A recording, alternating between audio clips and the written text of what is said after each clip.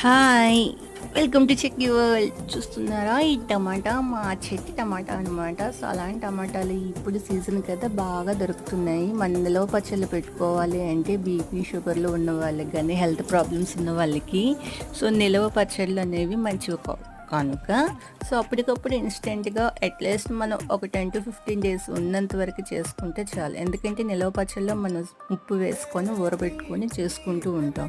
కానీ ఈ ఇన్స్టెంట్ పచ్చళ్ళలో ఏంటంటే అప్పటికప్పుడు మనం మగ్గబెట్టి సో దాన్ని పచ్చడి కింద చేసుకుంటూ మనం యూస్ చేసుకుంటాం కాబట్టి హెల్త్ ప్రాబ్లమ్స్ ఉండవు. ఇందులో ఎక్కువ కంటెంట్ సాల్ట్ కూడా ఉండదు మనకి.